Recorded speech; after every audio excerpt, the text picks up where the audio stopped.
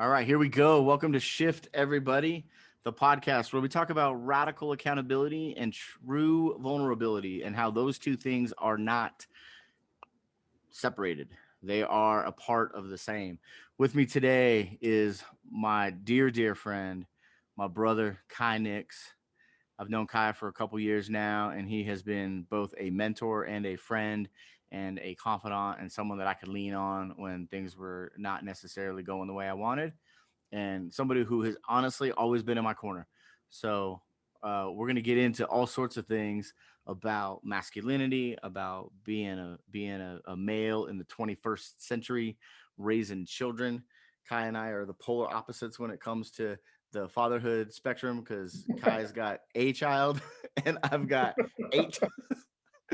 So it looks a little different for the two of us, but our core beliefs and what that means are very similar. So with that, my man, welcome to Shift. Thank you for being here.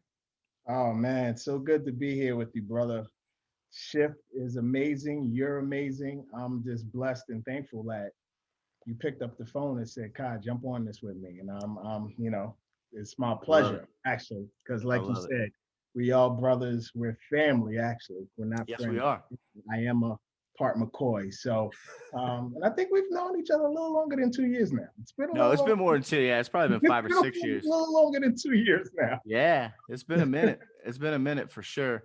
Um, so let's start with you. Let's start with who you are, what you're about. Born and raised New York City. Yes, sir. Born and raised New York City. Grew up in Manhattan, the Big Apple, the concrete jungle. Uh, was kind of a spoiled kid, believe it Oh, or not. You might not know this, I but did kind not of know this. a little bit of a spoiled kid. I was the only child. No Yeah. brothers, no sisters. Um, Mom and dad. Mom did well. She had her own business. Dad was like the top leading graphic designer at a magazine called Oh, Scholastic magazine. So he was the top designer there. So mom and dad were doing okay money wise. So dang. I kind of got spoiled as a All kid, bro. right. So that Um, magazine I used to get in the mail with all the kid with stuff, all that the was your kids' pops, huh? drawings and everything, that was my Yeah. dad and all that back in the This day. is this is off topic. You remember Peachy folders? I know you do. Uh huh. Uh huh. They just put that out on a line of t-shirts. Oh, really? I was like, everybody in my house was like, "What is that?" Because they're all young. And Carrie and I both were like, "This is the coolest thing ever." But Right, right, right. Scholastic, that used to roll up. We used to get those. Had all the little Q&As and the games in the back and the articles. I Oh remember those. man. That's a wayback machine right there. That's way back. That's way back. So yeah, my dad did that. He was like the lead artist there for a while.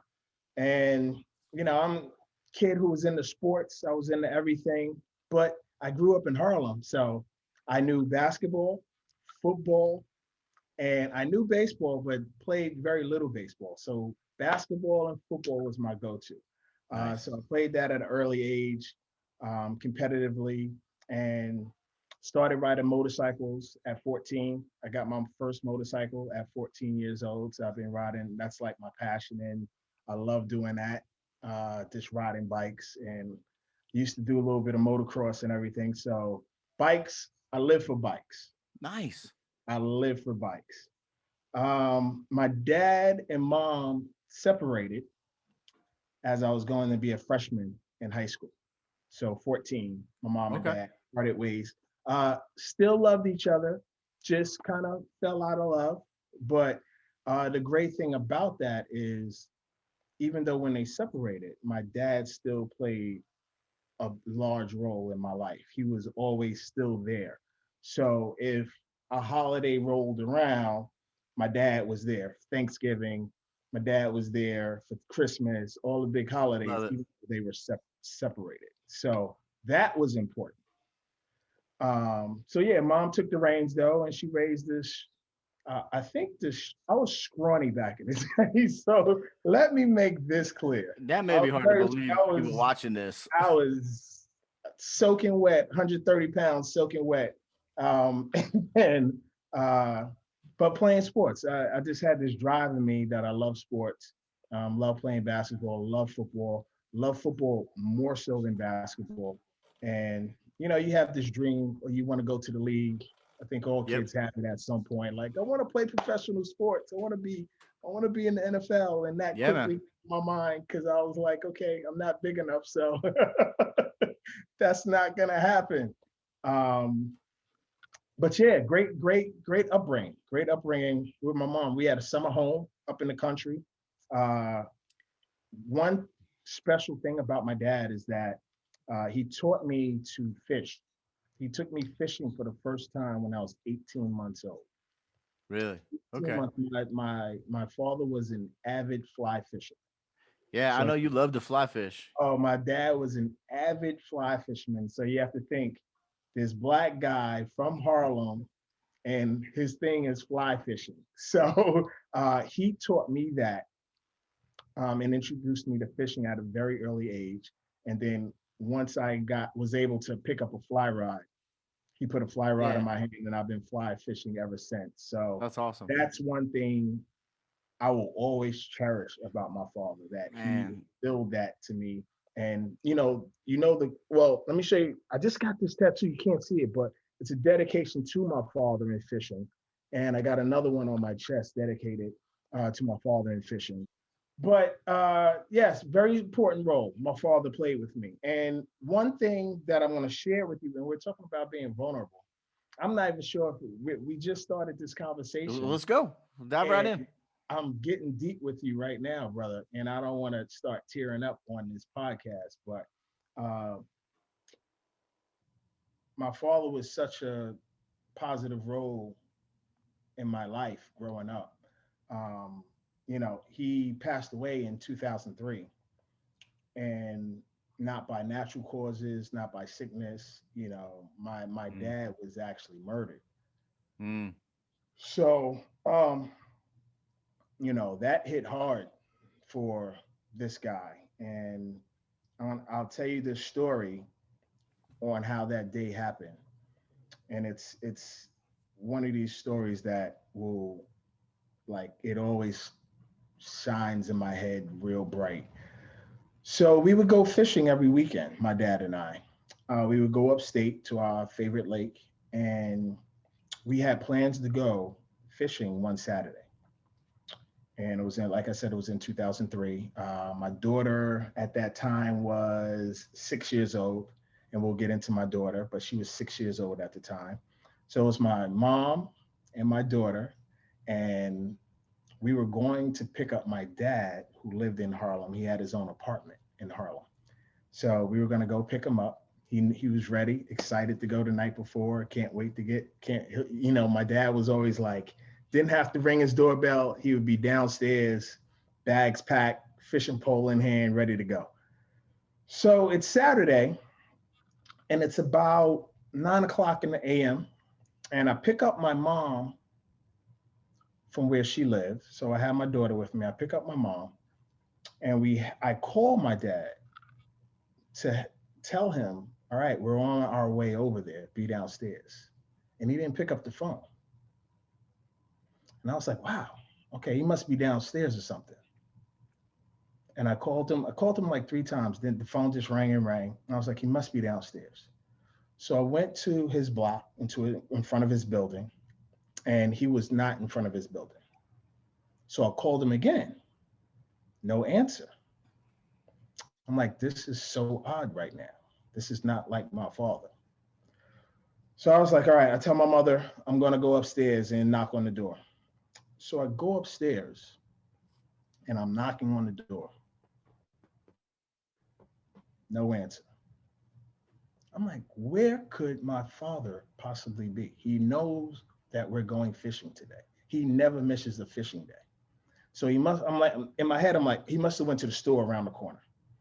So I'm knocking, go downstairs. We waited for about 30 minutes for him to come back. Never came wow. back. So I tell my mom, I'm like, all right, I don't know where my father's at. This is weird. He must have had something to do. I'm not sure why he didn't tell me he had something to do, but he's not around. Let's still go fishing.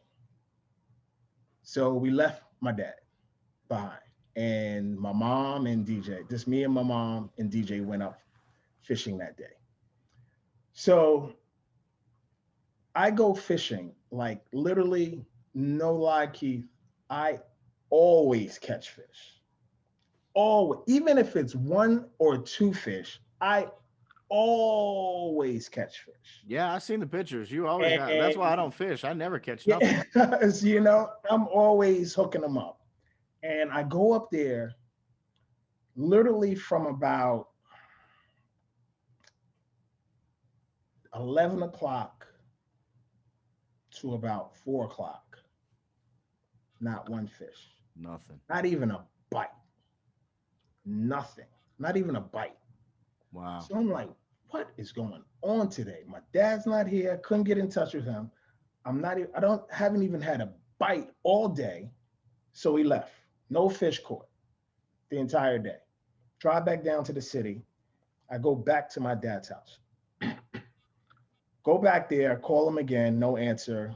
I go upstairs, and as soon as I go upstairs, I see yellow police tape all around his door.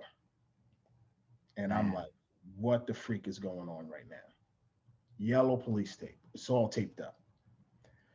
So I go to the local precinct right after that, and come to find out, they said it's your father, Leroy Nix, and I was like, yeah, that's my dad's name. And the detective was like, sit down, and he told me my dad was murdered in his apartment. It was a break-in, and he was stabbed. Wow. He was stabbed, and he didn't make it. And I walked out of that precinct. I didn't cry. I held it in. My mom was a wreck. My daughter was crying, and I didn't cry that day. And this is the point in time where I was running health clubs in New York City. I was running Gold's Gym. And I called the owner. I let him know what happened.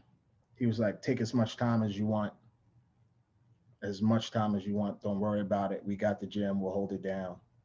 And I was like, thank you. I went back to work 2 days later because I couldn't stay home because it was constantly on my mind. Yeah. Yeah. So I was like, I got to go back to work to keep my mind busy. And by doing that, I didn't cry regarding my dad's death for about a year and a half. Really. About a year and a half. You just held it in. I didn't let tears flow. I held all that pain, all that anger in. I would get mad like this. At the Yeah. simplest thing, I would get mad at something.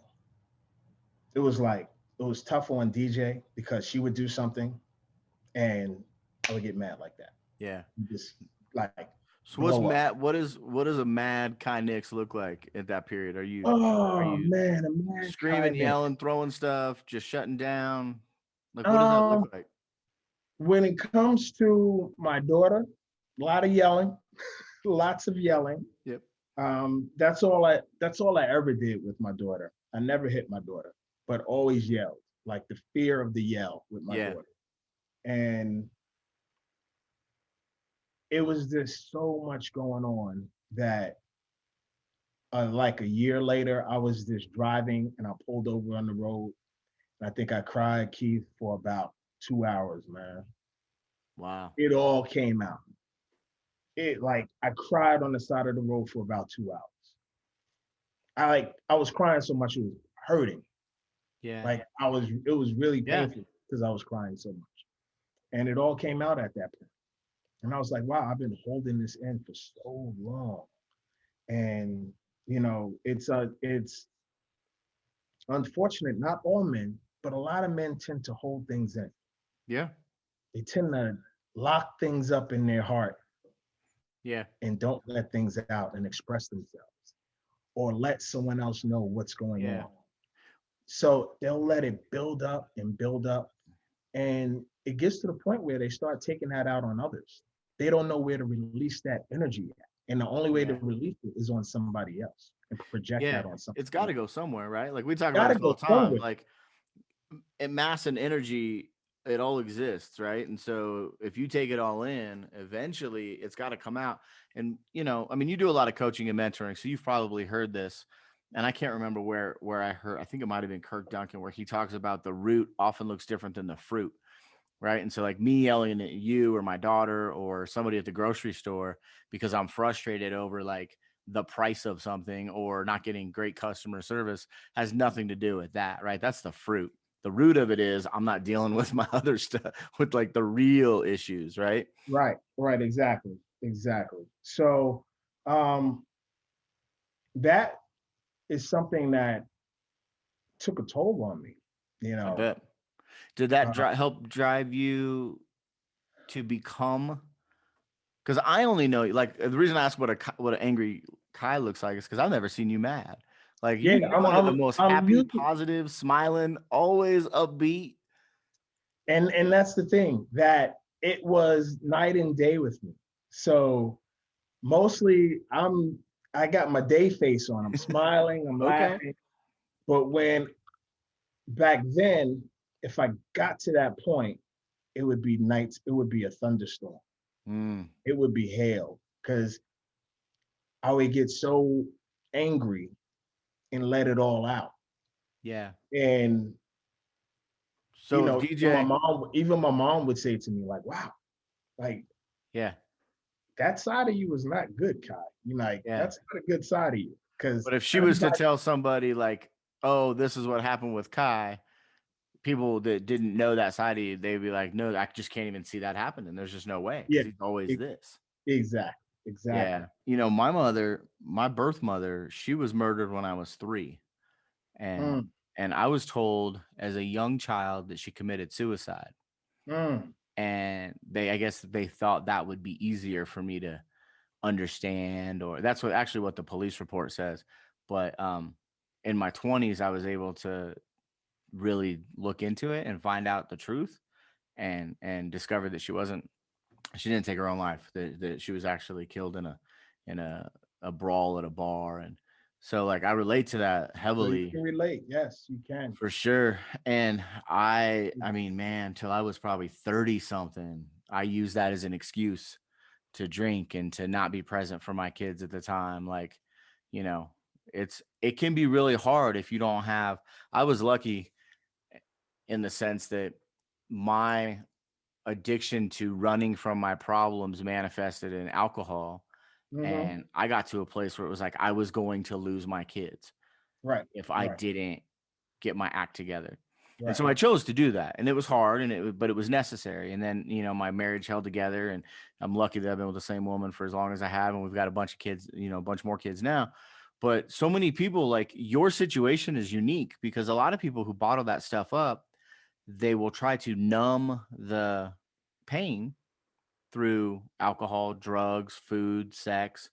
Yeah. I'm curious if I could ask, do you feel like maybe maybe during that time you used like work as the thing, like you said, like you kept. Yeah, work was my vice at that point. I just needed to be working and working out. Yeah, because you were running not nightclubs, we were running health clubs in New Health York club. City. So I would go early in the morning, drop DJ off at school. I would Mm, get to the gym. I wouldn't leave until late at night and pick up my. And I want to get into a whole situation about my daughter, but that was my vice of coping with things was really working a lot, working out to get my mind off of that. And I was in one relationship where, man, I mean, she would do stuff and I would just like lose it because I couldn't understand some of the things she used to say, how she used to do things. And I used to just lose it. And I'm like, and we were together for like 4 years. mm, And it got to a point where I was like, this is not working because you're going to drive me crazy. I'm driving you crazy. We just got to stop and separate and yeah, break. So, and that was during the time where I was holding all this stuff in. I was still holding this stuff in. I yeah, won't talk about my dad's death or him being murdered. It didn't. I really didn't say that my dad was murdered till about 2017. I Really? actually said that in public to people that I didn't know, Yeah. that, my dad was murdered. And I was like, I would never say that. I would just say my dad Yeah. passed away. Did you find So it to be really empowering to like be honest about? it felt like a huge weight off my chest when I Yeah. actually said that out to people that I really didn't know, that, hey, I lost my dad. My dad was murdered. And I was like, whew. Yeah.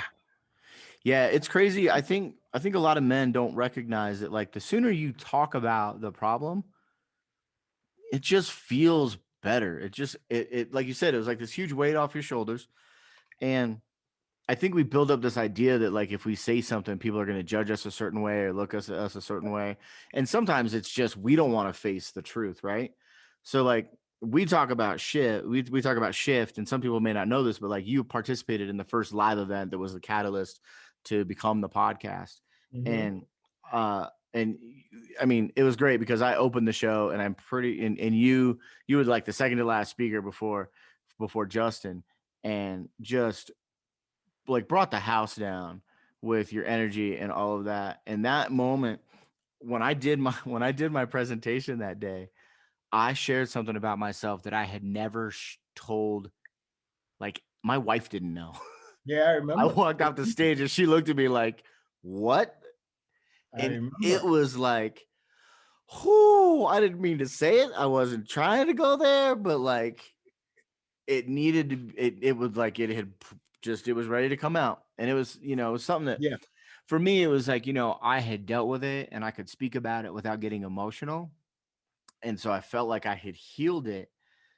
And at the same time, it's like part of vulnerability and intimacy isn't just like the physicality of it. Like right. I then had to go have a conversation with my wife about something from my past that she was like, show who are they so I can go kick their ass for you. Right. She was upset. And then she was like mad at me, like, why didn't and I was like, you know what, but I kind of had put it out of my head. I just hadn't even thought about it. And it's crazy when you can share with others because I had so many people come up to me after that and tell me, I've been through that similar situation or I've experienced that. And like, thank you for saying something. Like, it's crazy because we all think, people don't want to hear our stuff. But Yeah, the reality is, like, you sharing your story is going to empower someone else to heal. exactly. Exactly. It's so And important. it's so important. And, us as men, we're taught at a very early age to really suppress our feelings Hmm. unknowingly by our parents. Yeah. And I'm not talking about all little boys, but a lot No. of little boys, it's about suck that up. Yep. Don't cry. Don't Walk it you off. don't you cry. Toughen up. Yep. You know, I'm you're guilty of that. I'm not toughen up. really. Don't you cry. Yep. And you build up this armor around your heart that Yeah. when you get older, you don't share a lot of stuff. It's like, I'm tough. I can hold this in. Yeah. I don't need to share this, what's hurting me right now with you. Like, Yeah. I'll figure it out on my own. And and we're taught that at early ages as boys. And girls are like, they're taught to speak to me, little one. Tell me what's on your mind. Yeah. Where boys, I don't want to hear it. You be tough and don't Yeah. you dare let me see a tear come out that eye. So as you get older, you tend to like, and I'm so, I feel for a lot of women, because a lot of women have to deal with that. A lot of women have to deal with the shutdown from men, Yeah. the not speaking, the not communicating, the not sharing. And I really got into that at the later stages in my life. Like Yeah. I've held in so much. I mean, I'm a great guy, but I held a lot of stuff in. Yeah. And not just surrounding my dad, but just stuff that I needed to get out and share. I feel And like, and maybe I'm projecting here, but I have this, and I think most people do, right?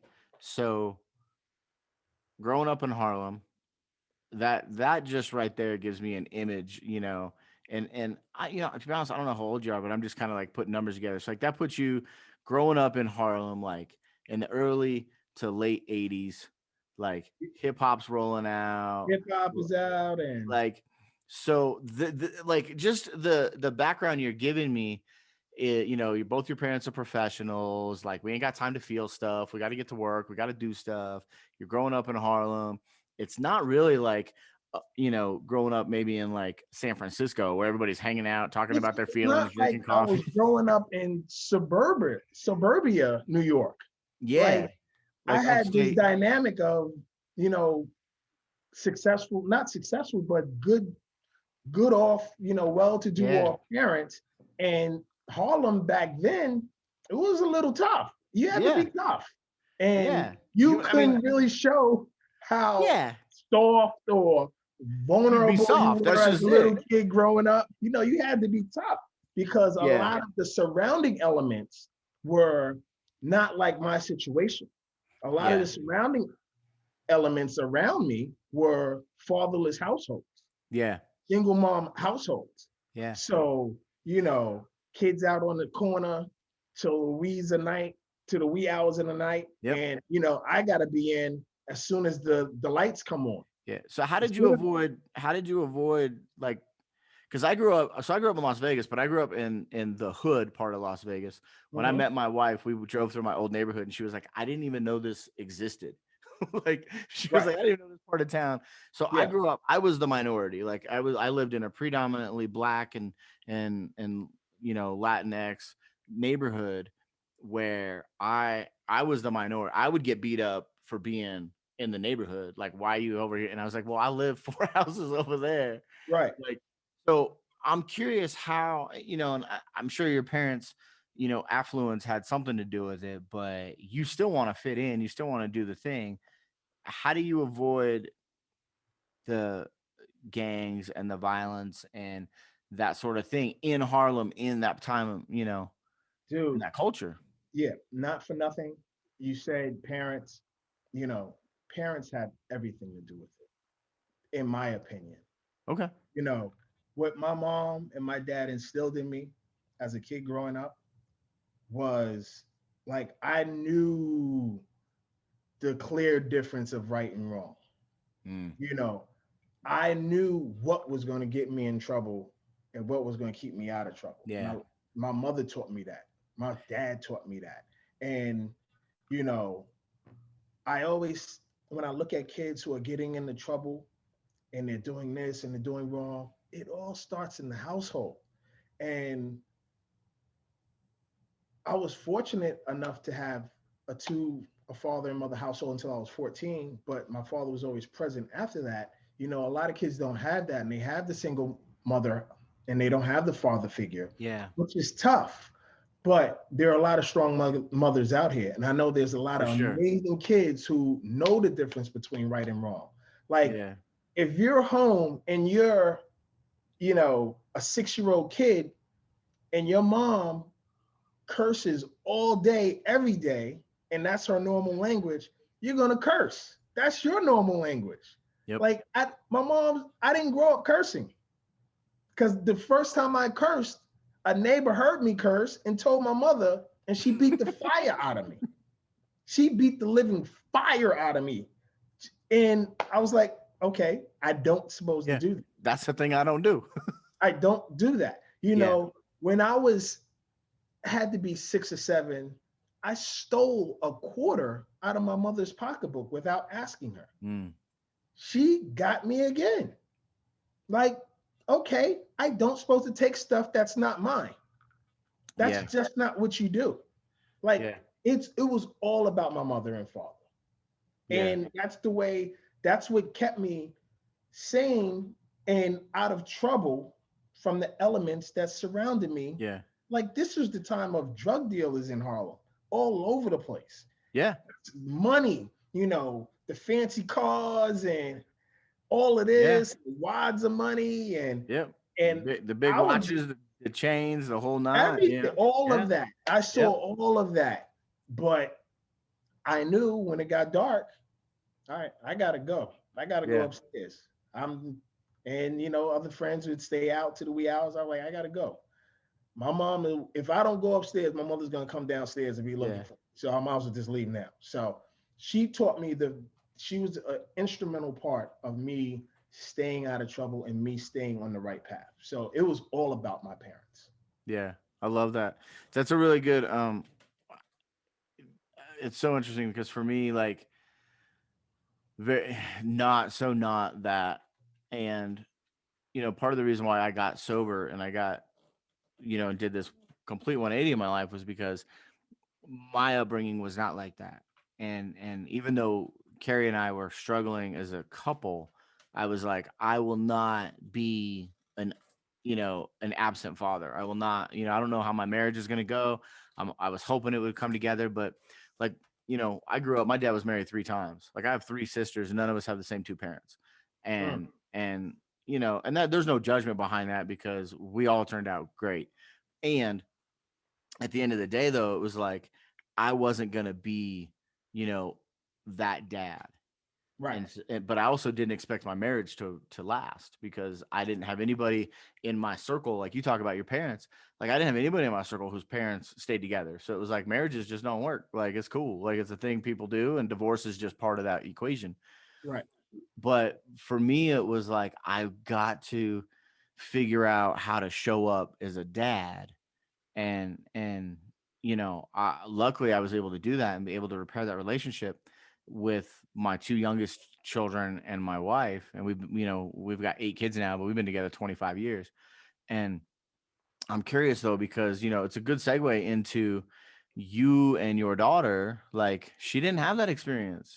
You raised her on your own, from what I understand, like mostly. Yeah, yeah, big time, man. I applaud you for 8 deep with that beautiful wife of yours. That is to be commended for Well, sure. I'm not sure commended or Yeah, that's committed. One worth of the medals. two. That's worth medals. You both need to receive medals for that. So yeah, I raised my daughter on my own. I was with her mother. We were off and on dating. We went together, but off and on. We would fight, break up, get back together. I knew this wasn't going anywhere. And we were just two different people. She was lazy. I was a go-getter. And I always think about that day. Like I broke up with her. And then a weekend later, she calls me and she's like, let's go somewhere. I just want to take you somewhere. I know we're not together, but I want to take you somewhere. And I was like, oh gosh, she's reeling me back. Exhausted. She's reeling me back in. So I was like, okay, cool. So I go, um, had some tequila, and lo and behold, hey, You never know. I was having a kid coming. Ah, You crapped out. oh, what did I just do? I've been safe all this time, and this one Yep. time I'm not safe, and I got a kid coming. So no more tequila for Kai. No more tequila for sure. That is banned from the list. Tequila is a no. No. So I got this kid coming now, and I'm like, and at this time, I'm like this hot rock star bartender in one of the hottest nightclubs in New York City. And I'm the bar manager, and we had the hottest club in New York City that it was always packed. And I am the only male bartender there. And I was truly living like a rock star. Like I had my own place. I'm making like 1,000 a week bartending back in the day. Yep. I have a motorcycle. I have a truck. I'm like living it, living. And now I find out I have this kid coming. Mm. Like, okay. So my daughter, and once again, we were not together during this whole pregnancy. I was like, I'll be there, but we're not together. Yeah. So June 16th, 1997 comes. DJ was born. My daughter's name is DJ Dejana Jordan, but everybody, I've been calling her DJ since she was a baby. DJ was born, and she comes out, and I'm like, holy smokes, and I'm bawling like a baby, crying, and I'm like, wow. I was like, okay, and I'm looking at the mom, and I'm like, okay, maybe we should try to make this work. Mm. Knowing in my head that it's not going to work, but maybe we should Babies, try to make this work at least. babies do that to you, man. They Maybe mess we you should all try to up. make this work because this is a good looking baby right here. So, so we tried to make it work for the first year, and Mm. it was just a year of arguing. And I was like, we can't do this. We're like, I'll do whatever I can, but we can't do this together. So we broke up officially. And I wasn't at every other weekend dad. My daughter stayed with me every weekend. Nice. I would pick her up on Friday, I would bring her back on Sunday, every single weekend. And as she started getting older, she started going to kindergarten. She was always late for kindergarten. I'm like, why is she always late for Like, why is she got to Yeah. be there at 9? Why is she Yeah. getting here like 10:30, 10 o'clock? Like, what's going on? I would ask her mother. She's like, oh, I just woke up late and da da da da. And I'm like, all right, this really needs to stop. This needs to stop. Like, she needs to get there on time. And when she was 6, going on 7, her mom called me and was like, I can't do it anymore. I just can't do it. And I'm like, do what? And she's like, I can't take care of DJ the way I need to take care of her. Because she was battling her own demons Yeah. for a long time, her own mental demons for a long time. And I was like, wow, okay, bring her to me. Packed up all the stuff. And I'm realizing that I'm about to be a full-time single dad right now. Yeah. So I was like, I can't bartend no more. I need to get a real job with some benefits. I Yeah. got a kid coming to live with me. Like, I can't be this rock star bartender, live this bartender life no more.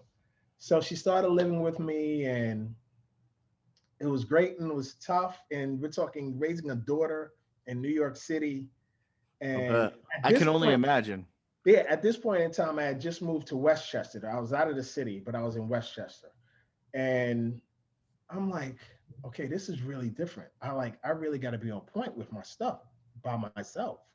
And I was figuring it out for the longest. I was just messing up with her lunches, figuring out the hair, and I was like, Yeah. oh, this is so tough. And then, it was to a point like, who do I bring home? Who do Yeah. I had to be selective about that now? Where Oh, before I for was sure. just free living it. I was just bringing people. Now I had to be selective on who was coming into the household being around my daughter.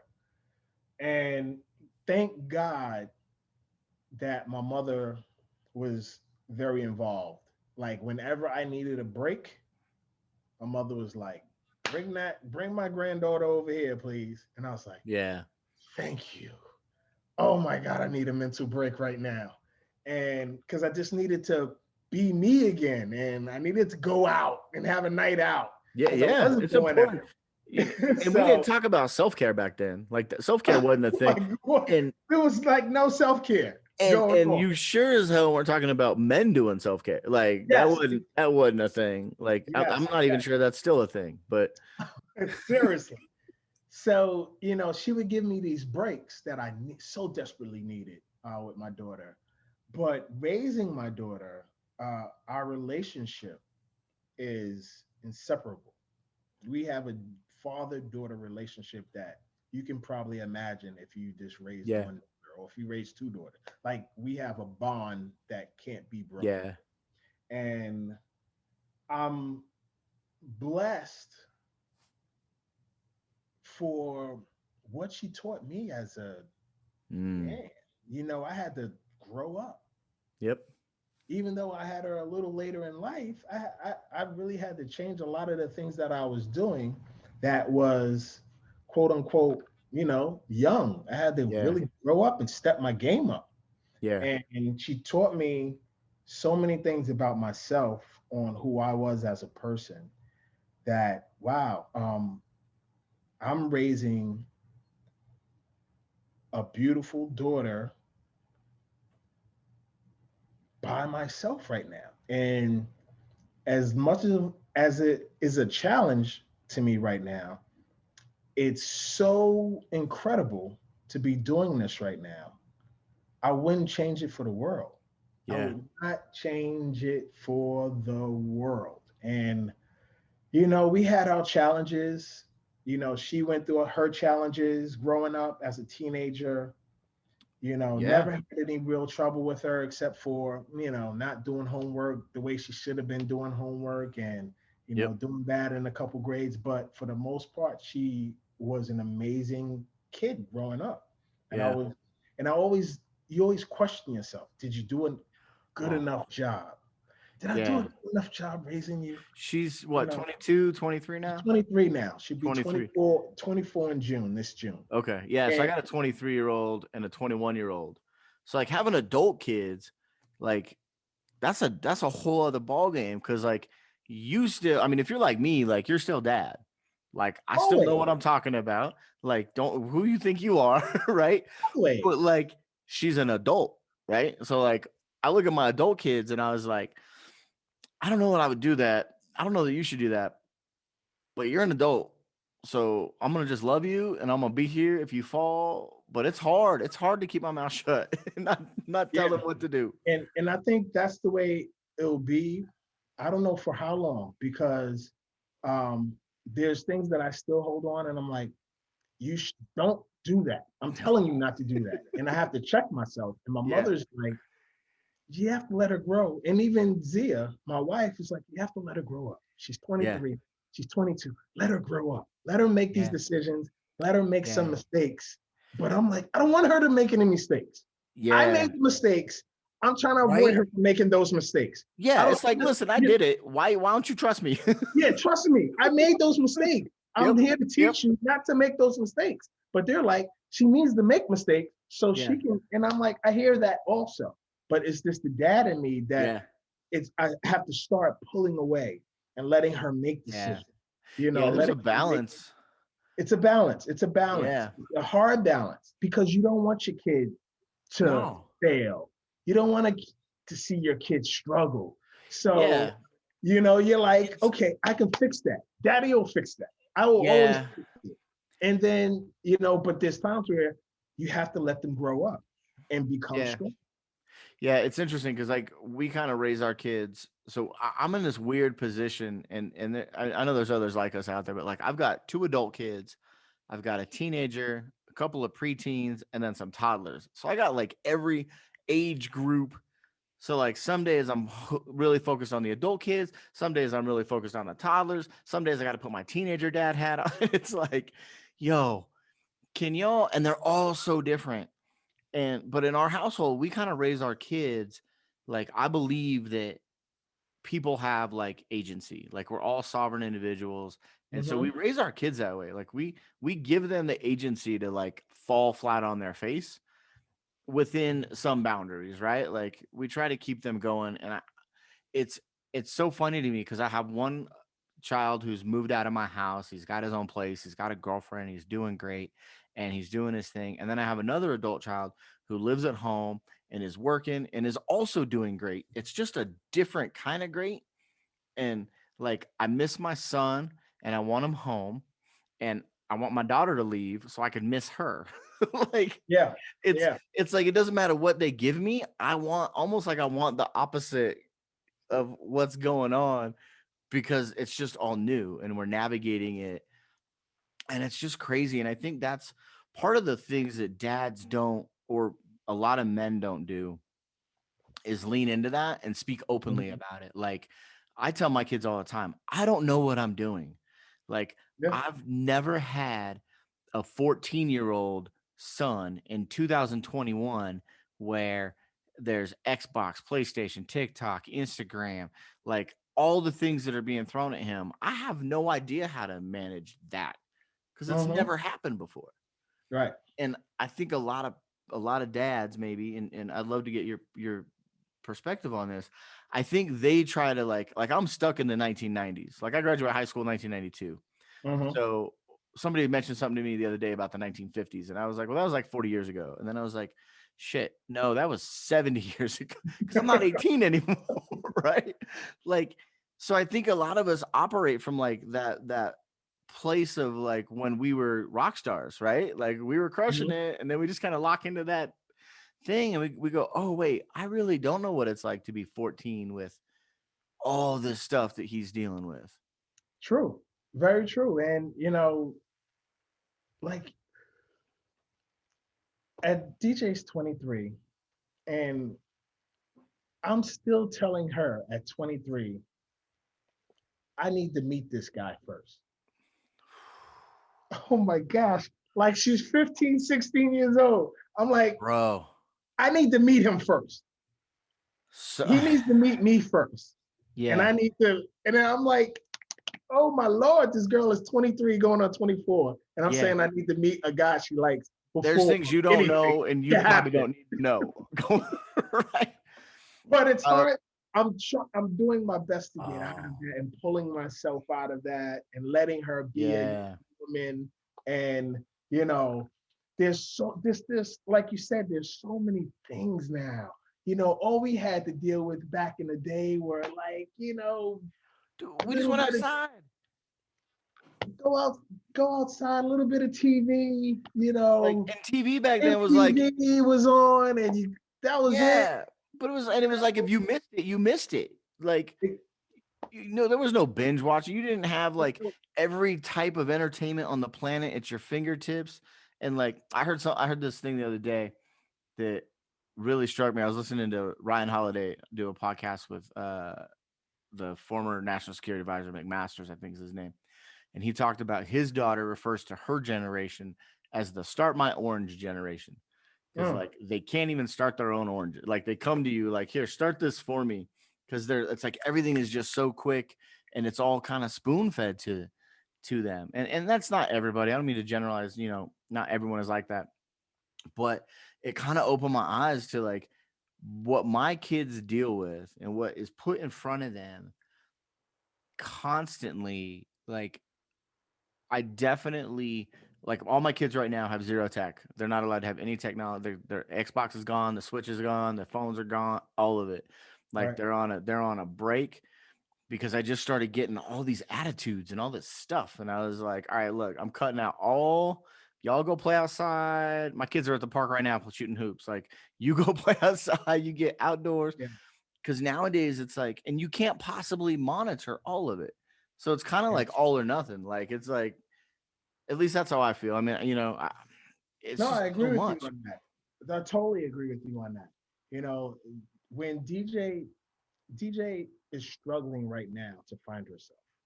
She doesn't know she wants to do in life at 23. Yeah. She's confused. She's like, Dad, I don't know what I want to do. She can contemplate it going like, I'm just going to go to the military because I don't know what to do. I don't know what I want to Mm, do. I have no yeah. idea what I want to do, what my passion is. And as a dad, that hurts because I question myself. Like, what did I do something wrong in raising Yeah. her? That could I have done something different raising her? You know, did I lead her on the right path? Did I instruct her to do the right things? And like I said, she's great. She's an awesome young lady. But when she struggles, it reflects on me in my heart because I feel Yeah. like I did something wrong. Where I know she's just growing up and figuring things out. Yeah. But like I said, as a parent, you never want to see your kids struggle, Yeah. or you never want to see them in a place where it's like hurting them inside, and they just can't figure it out because you're like, what did I do wrong? Where did I go wrong as a parent raising you? Yeah. So I'm always questioning myself about that I whenever she think gets into that place. I feel like as long as you keep, I think it'll never stop, right? Because you care, right? And I feel like as long as we keep asking ourselves that, that means that we are continually looking for more solutions and looking to improve, right? So like, I mean, for me, I apologize to my kids all the time. I own the fact that like I don't really know what I'm doing all the time. I Hmm. have my experiences. I have things I can tell you.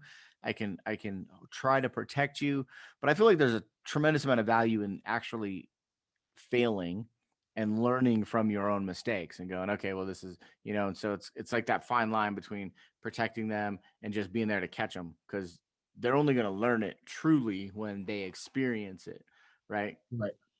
So it's interesting to me how we manage that, and I feel like the more we can encourage other men to really open up about that. And there's two parts of that that I want to kind of get into. One of them is how you are working as a coach and a mentor, because I know you've launched a project in partnership with a couple other men that I kind of want to touch on and give an opportunity to share what that's about. Yep. Um, but I also am curious um, how like that shows up in your current marriage, because like I know you've remarried and you have like one of the most amazing people on the planet as a wife, Mhm. and I think a lot of men are married to women who aren't willing to have them be open. They want them to be open, but then when their husband opens up, they're like, "Oh, I don't know how to deal." Because like we talked earlier, like women are kind of raised up dealing with Yeah. their own emotions, dealing with their own stuff, but I don't think women are really raised up in how to sit with a man who's emotionally available. They Correct. they want it, but they don't know how to deal with it when it happens. Correct. And So that's a great segue, and that's yeah, great. so dive into that. So I met my incredible, incredible, beautiful wife in 2012, Ky Nix. And we met on Match.com. Which I love, about the fact that y'all met online. Like it's just the We coolest thing. we met on Match.com. She found me though. I wasn't searching for her. She found me and seeked me Oh, out. you Found you me. So she sent the message to me. you gonna But hold on to that flag, I'm aren't gonna you? hold on to that one. But we met on Match.com, and I saw a profile. I was like, oh my God, this woman Yeah, is beautiful. Holy smokes. And she was doing Tai Chi on the beach. And I was like, yeah, so of course I immediately reached back out to her and I was like, we need to meet ASAP. So she's a doctor, she's a holistic chiropractor. She had her own practice in Manhattan and she was very successful at what she did. She was traveling the world as a holistic chiropractor. Lived in China, lived in Costa Rica. Just an incredible, incredible individual. I'm not, like, never met anyone like my wife before ever. And like, you might have made a mistake. This was my first marriage. I've never been married before, so I didn't get married till later in life. To be exact, we've been married. We're about to celebrate our 7 year. So I was 44. yeah.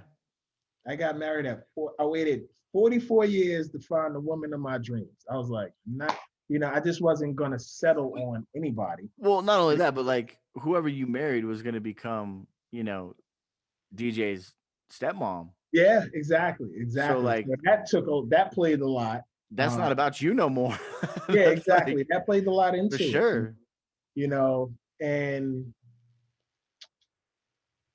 as much as I was doing incredible things prior to me, I was running the health clubs and just having a good DJ's older at this point and still dealing with her as a teenager, Yeah. but older now and living good. And she comes into the life in my life and I'm doing everything wrong as far as I'm working out every day. I'm looking amazing, but as far as like toxicity in my body, oh my gosh. So she introduced me to a whole different world because when we met, she was just getting into doTERRA when we met the same time. We met in 2012. She started doing doTERRA in 2012.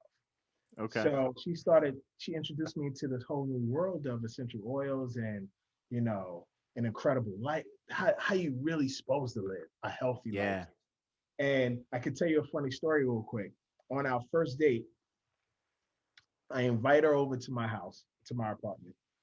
And, you know, DJ is at my mom's, chilling with my mom's, and I invite her over for a nice candlelight dinner. And I'm setting the mood in my place. I got the Glade plugins all over the place, Candles.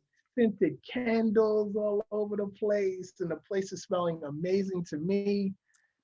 And she walks through the door, takes one foot inside, and she's like, "This is not gonna work." I'm like, "What?" She's like, "You are killing yourself." I'm like, "What are you talking about?" You're She's trying to kill her. she's like, "All this artificial scented candles and plugins, these are so not good for you." And she gave me an essential oil class real quickly on our first date. And she blew Wow. out all the candles, threw them in the, took out all the plugins, put everything in the bag and threw everything in the garbage and gave me a little essential oil class. And I was like, wow, you're a little crazy, but I like it.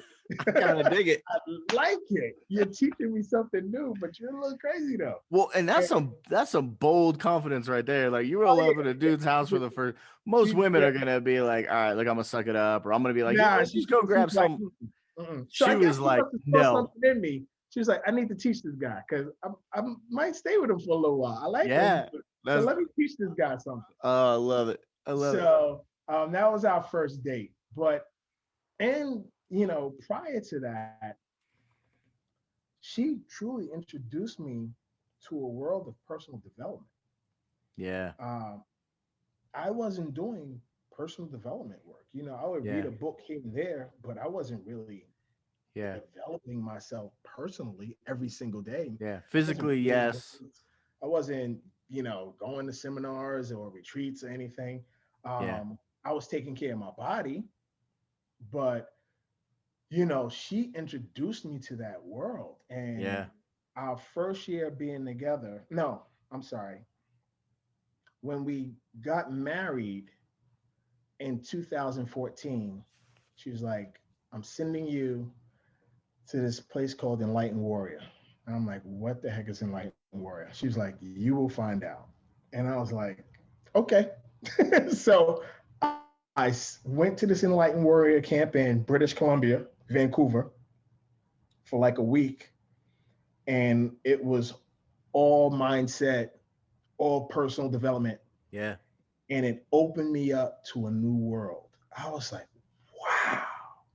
Like my mind was blown that week. And I came back. I was like, that was the best thing I've ever experienced in my life. I've never experienced anything like that ever It's before in my amazing. life. Like it opened me up in so many ways. Like I've been so close-minded on things. And she implanted that, like, yo, you need to do personal development. You need to Yeah. develop your mind every single day to grow because I'm going to be growing and I need you to grow with me. Oh, for sure. How Yeah. powerful is that? It's I'm going to be growing every day, Ky. And if you can't keep up, I'm not don't sure if it's work. going to work out. I think it Because, worked. Carrie and I went through that for sure. I mean, she was raised in a personal development household. Her dad used to work for Tony Robbins for oh, a hot okay. minute, and she learned transcendental meditation when she was 9, and got her her sitting mantra when she was like 11, and she met me, and I mean, I was a hot mess, like you know, when I met my wife, I was actually in the process of selling everything I owned, and I was going to drive cross country because I couldn't get into the military. I tried to get into the Air Force, and back then you had to have like a clean record, and you had to have be like an upstanding citizen. And Mm-hmm. they were like, "Yeah, no, you can't go in the Air Force right now. Like you got too much, you got too much baggage, young man." And so I was like, "Screw it, I'm just gonna go." Like personal development for me was like the farthest thing from my mind. I mean, I was 21, think I was 21 when I met Carrie, and she brought a whole different level of like mindset and mental, and it still took me 10 years to like get on board. Like I fought it tooth and nail, but she wouldn't go away. So and thankfully so. Like I best thing that ever happened to me. And I remember her dad at one point was asking me, because I joined her in doTERRA as well, and Mhm. he was asking me like, you're really going to get into this thing? And I was like, bro, the train has left the station. Like I got two choices: I either get on board or I Get get on left board. behind. Yep. Like this is just all there is to it. Like I'm either gonna be all in, and this woman stood by me when everything was falling apart, and so the least I could do is like jump on board and see where she takes it. Like so far she's been all right. She's figured it Right. out, right? Right. And it's so funny because I had friends of mine that were like, well, what's that like to be your wife's assistant? Or like, what's that, like she makes all the money. And I'm like, I don't have an issue with that. Like, I'm happy to be in partnership with her. It's not a Right. competition. Right. Like, and it's so crazy because I feel like so many people read the books, but they don't do anything with them. Like, it's one thing you can read the passage, but if you don't meditate on it, if you don't put it into action, if you don't reflect back and go, what does this really mean? Right.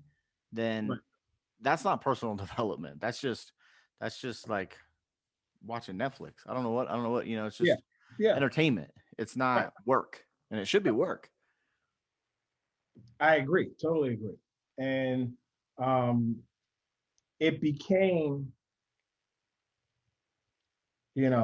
something that I really gravitated to. Um, I gravitated to the work because as much as I gravitated to what I was learning, uh, listening to audio, reading books, going to retreats, going to seminars, it was helping me in my marriage Hmm. because you married Kerry when you guys were younger.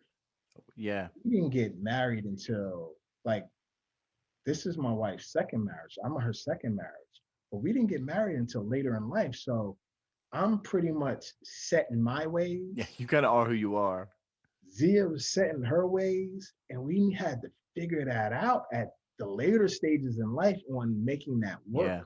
and being, we knew we loved each other immensely, but we had to really work hard and figure out the dynamic Yeah. of who we are And as individuals and who we yeah. were as a couple together. And you guys are pretty different people. Yeah, we Like, are.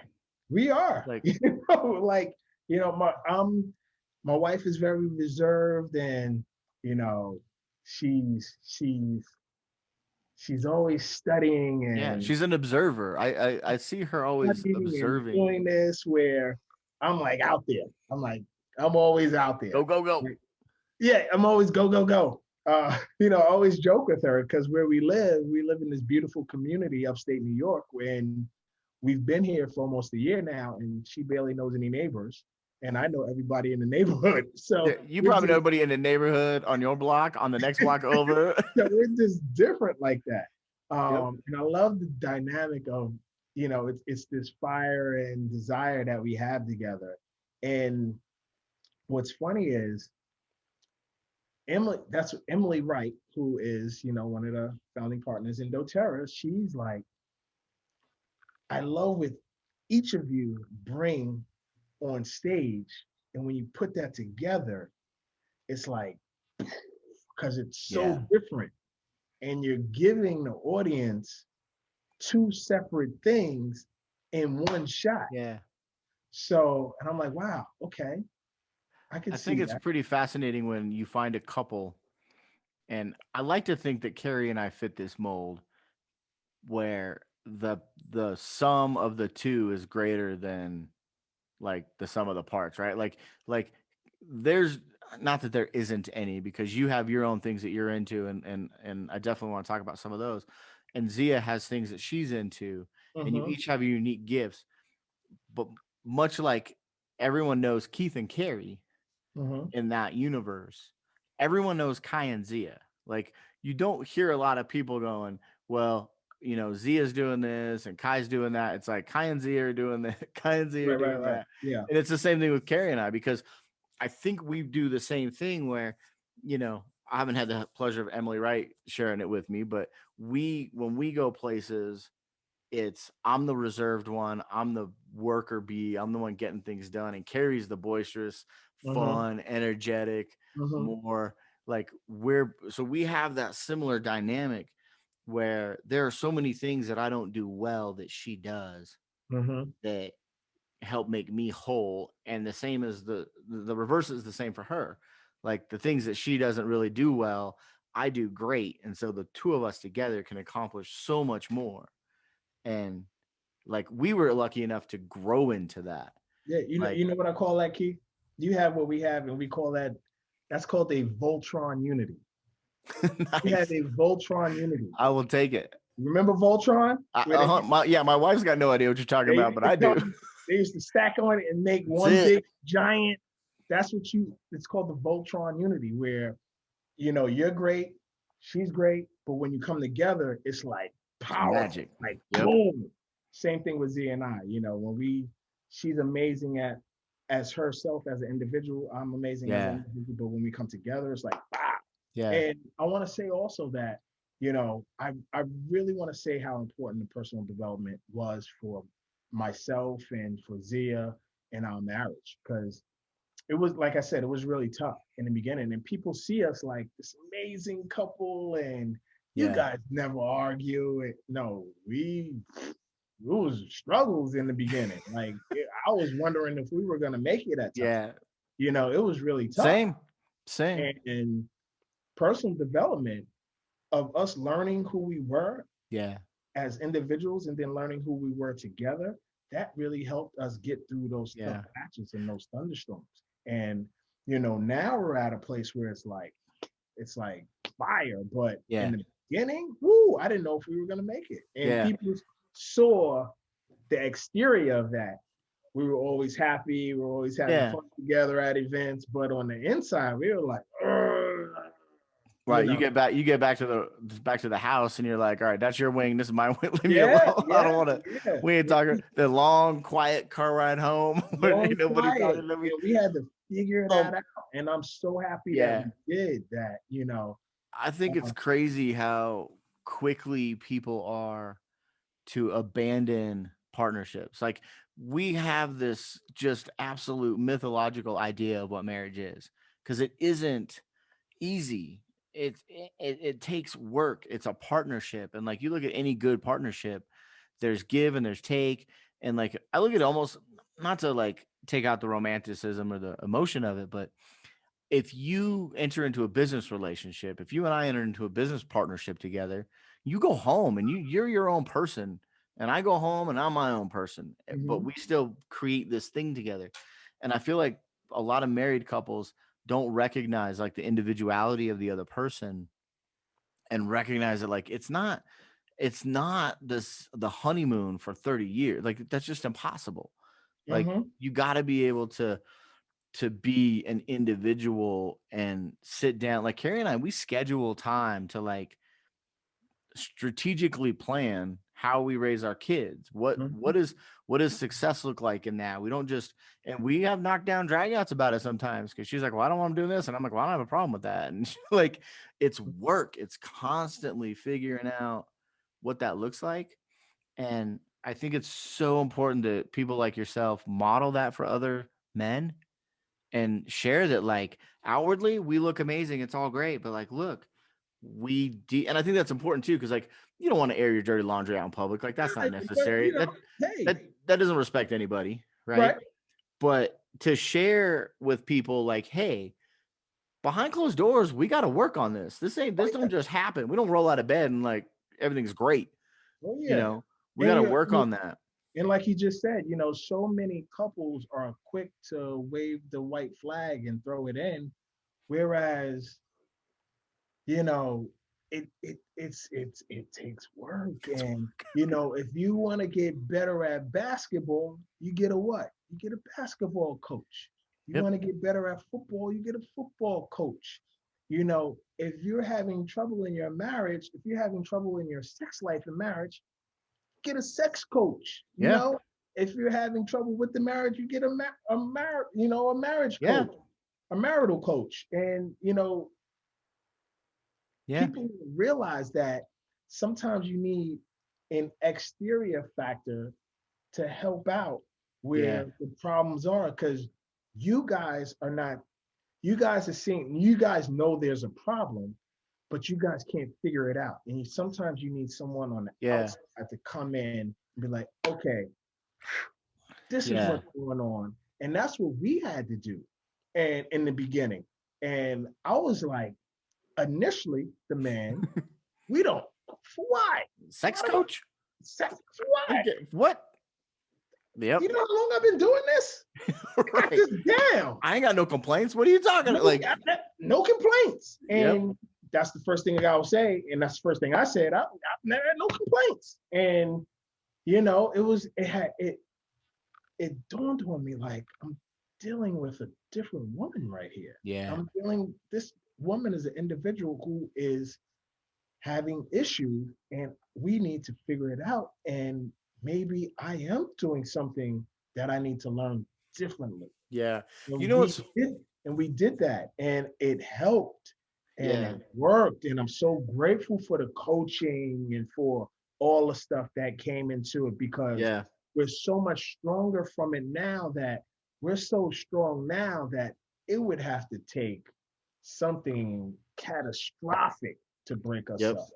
So Yeah, I think it's interesting because when you talk about getting a coach or you talk about bringing in like a therapist or a counselor or a coach or a mentor, a lot of times people think, well, then, but nothing's wrong with me, right? yeah, And it's like, you're right. Nothing is wrong with you.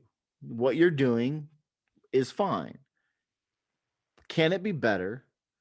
And could it be different? Even like maybe what you're dealing with as a couple, and I don't know your and Zia's situation, you know, in specifics, but like maybe you're not doing or I'm not doing anything wrong in my relationship, but I could be doing something different that makes it better for her, right, right? And like what I want is her to live her best life and her to have the best experience, and she wants that for me. So it doesn't mean that if I do something differently, that how I was doing it previously is wrong. It just means that for me in partnership with this other person, I got to behave a little different. I got to act a little different. And we get so yeah, hung up on like, but I'm right. Like that's how right, I do. And it's like, well, okay, that's cool. But how's that working for you in your relationships if they're falling apart? Like, do you want to be right or do you want to be in partnership? exactly, Like, it's so exactly. crazy to me how I don't know if it's like, do you think that's fear or do you think that's ego? Like, Ego, yeah, male ego. You know, not wanting to show that side of them, that one, maybe they could be wrong.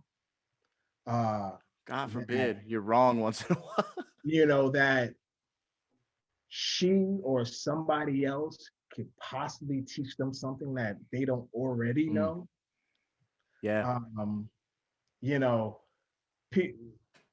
it's all, we're always learning every single day. And I tell my team, I tell everybody, if you're not growing, you're dying. that's it. If you're not growing, you're dying. Plain and simple. Yeah, I'm not talking about a physical death. I'm talking about you're dying inside and you don't yep, even realize it. yeah, So that's why it's so important to, let that wall down. We need to let that wall down as men. yeah, And, you know, there's nothing wrong about having that masculine, but you also yeah, have the feminine side, which is the compassionate side, which is the vulnerable side. And a lot of men don't want to show that side. yeah, Every man has it in them, but a lot of men will refuse yeah, to let that come to light. yeah, And once that comes to light and your partner sees that, wow, you're going to see a big difference in your relationship, with, with just women in general, not Yeah. just partner, but female family members, friends. You have to show that other side of you. And that has nothing about being soft Hmm. or, you know, losing your bravado. Yeah. You still have that, but you have to show both sides. Yeah. Period. I Men think have it to takes show more courage. It takes more courage to open up and be honest about what's happening than it does to stuff it down. Because we were yeah, taught to stuff it down. It's easy to, for that's me, how we it's were easy. taught. It's easy to stuff it down. It's Yeah. hard. It's hard to get raw and be like, Come all right, look, on. here's what's You better happening. not cry. You fell down. Get up. Yep. Wipe your knees off. You better not. I better not see tears out your eyes. Yeah. You've been told to hold since we were little to hold stuff in, Yeah. Yeah. and That's just it. So that's easy. as So, little 4 years old, and yep. you Suck holding it those up. tears back because you don't want to get Yep. hit, Yep. and you hold it all Shoulders in, back. Shoulders back. shoulders back. Yep. You I know love it. that's not what we've been taught. Yeah. Well, You have it's to time to shift unlearn that that. narrative, man. And it really is time. So I know that you got a thing that you are in partnership with a couple of good friends of mine and some other gentlemen that I haven't gotten the pleasure to meet yet. Yeah, Um, called Real Men, yeah. REYL. Uh, REYL. Recommit every day you live. yes. Real powerful. Started by the brain. It's the brainchild of good friend of ours, John Bush. Yep. Yep. And He's coming on here eventually. I keep trying to get him scheduled, but he's so busy launching this thing. I can't get yeah, him there. he's busy right now trying to launch Real, but incredible thing that's happening with Real. That how we want to just get men uh, in a different space with each other. A closer space, a more brotherly space, where we're touching on aspects, all aspects. The financial, the spiritual, uh, the physical, all of that. We want to touch on all these segments where we're unified as one, where we can count on each other, where we can learn Yeah. from each other, where we can grow with each other. My success is your success. Not my success is, haha, I'm leaving you behind. No, Yeah. my success is your success. As I grow, you grow. Yeah. As I learn, you learn. As I teach, you teach. And we want to disconnect with strong men in a community where, you know, similar to Shift, it's all about, Yeah. connecting men to a higher plane because there's so much more at any stage, at any game that we can continue to learn in life. And Yeah. why not do that with other men who have the same um, ideals, the same goals, they want the same successes in life and share that together as a brotherhood. Yeah. I love it. I'm excited to be a part of it. Uh, I think if you're looking for something that will help you to dive into the areas that we've talked about, right? Like talked about getting vulnerable, talked about taking accountability for your stuff, talked about working through becoming a better husband, father, just human being. It's Mhm. worth taking a look at. Yeah. Online courses for now. There's a bunch of online content coming. I Yes. know there's already been a couple of like the podcast is up and live. Yes. Um, I talked to John last week. I'm doing a talk. I think next week or the week after with him and a couple other people about addiction. I'm going to share my story about getting sober and what that looked like. And so I'm excited to be a part of that. And I'm so grateful that you guys put that thing together. And And my dream for the future is combining the two for an event. Are you ready it's to shift for real? it's happening. Oh, I like it. I like I it. love it. You Are heard it you here ready first. to shift for real? I And love it. let's have an amazing event and just collaborate and just have something Yeah. powerful. There's something to be said about doing that stuff in person too. Like I remember the first retreat that I went on to that really kicked off the personal development journey for me. Uh, I had another male in the room. It wasn't a men's retreat. It was a co-ed kind of thing.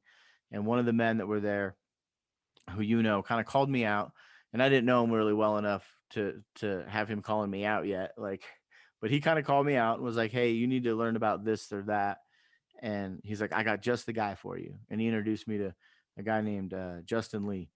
Mhm. And Justin taught me a tool to help with some of my issues, some of the things that I didn't know that I needed to deal with. And by the end of the day, that dude had me in tears. Yeah. I mean, I was sobbing. I was just breaking down.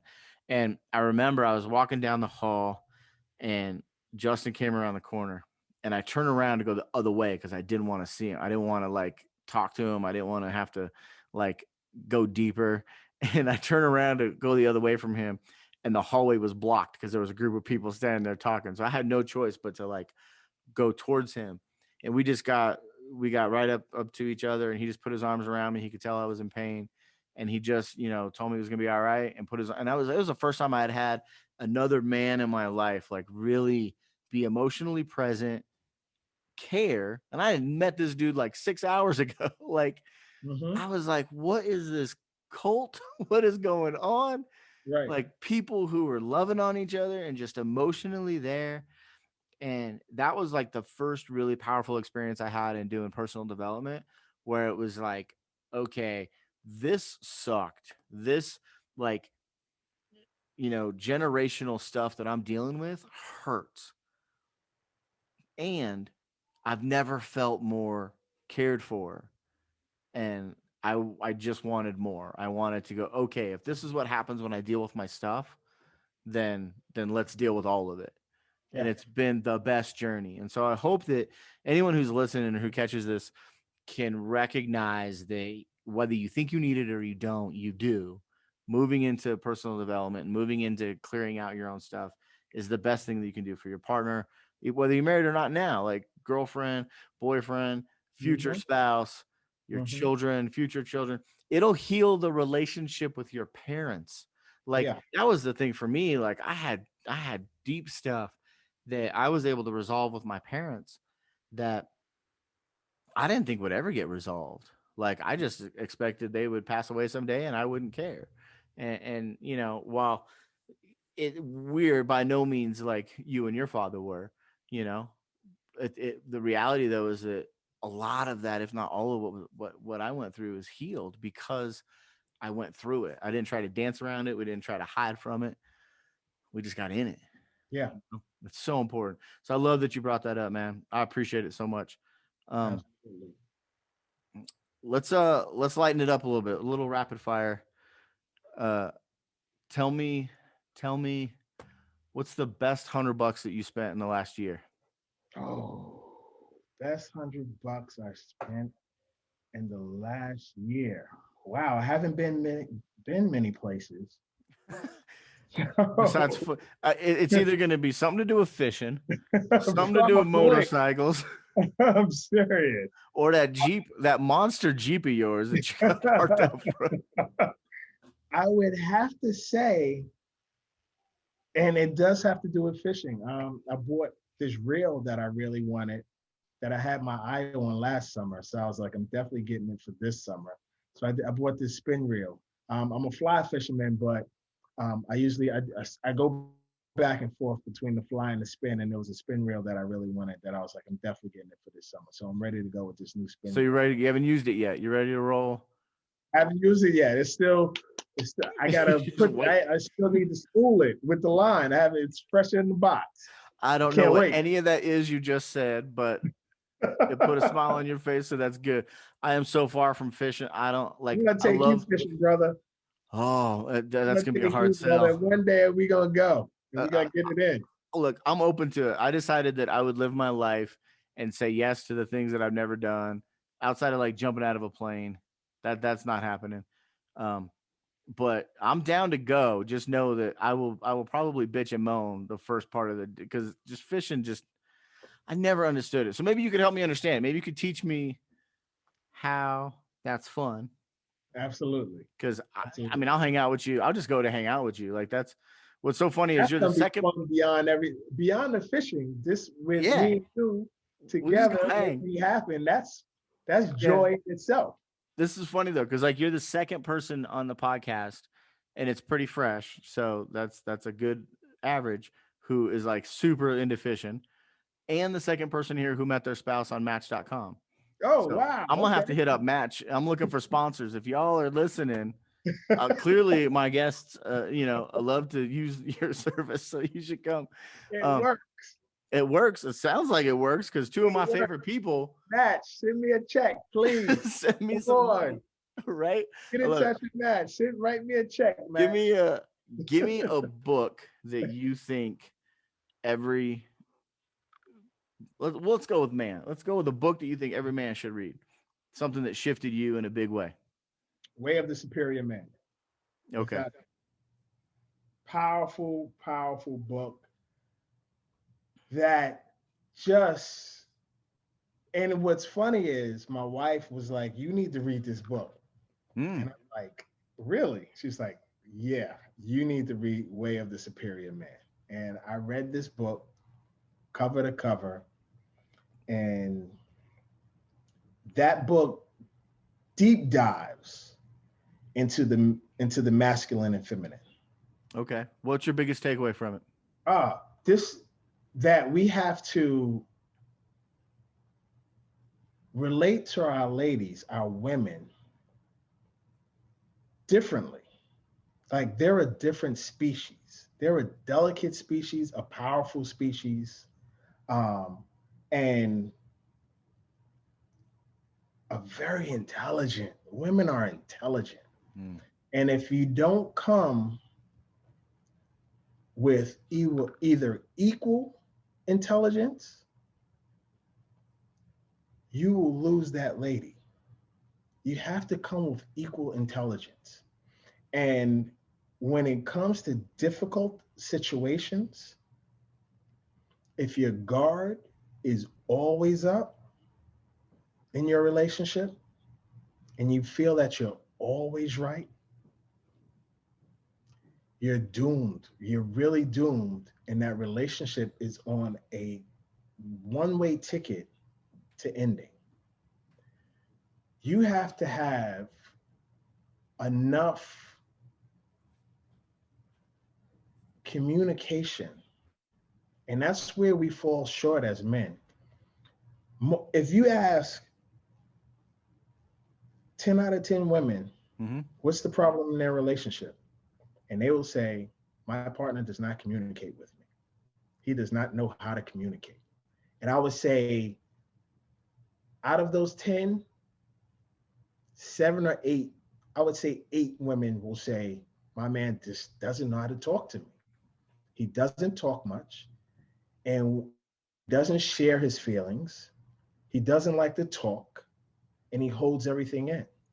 So once we learn to communicate with our women, Mm-hmm.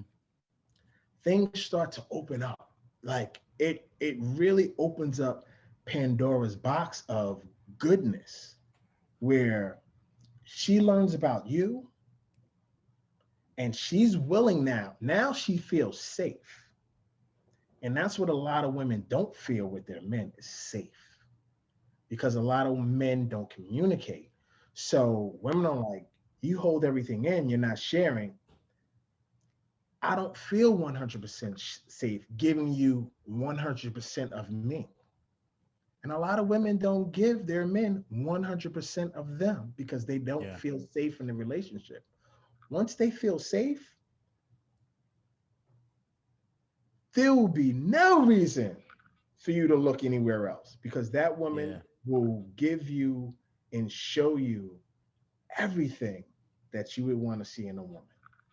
So be vulnerable, communicate.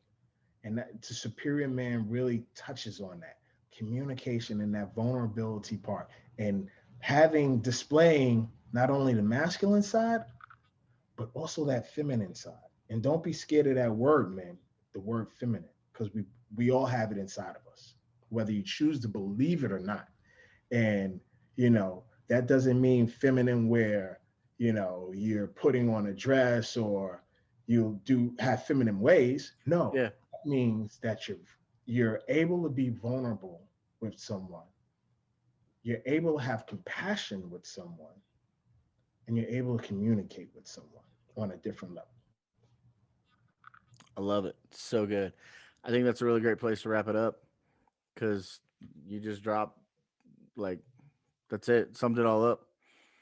Yeah, So brother. I love it. I love it. So good. And I'm so grateful for you and all that you've taught me and the example that you set and that you and your wife set. I love watching your story. I have missed you. We have not seen each other in too long. And You're so welcome. hopefully things loosen up and we can change that because I definitely want to see you and your family. And so with that, we're going to wrap this one up and put it to bed. Check out realmen.com, REYL, recommit every day you live. Yes. Check out the way of the superior man if you want Yeah. to take control and tap into your vulnerability and your masculine and feminine side because Yeah. we all have both. So listen to Kai. He knows what he's talking about.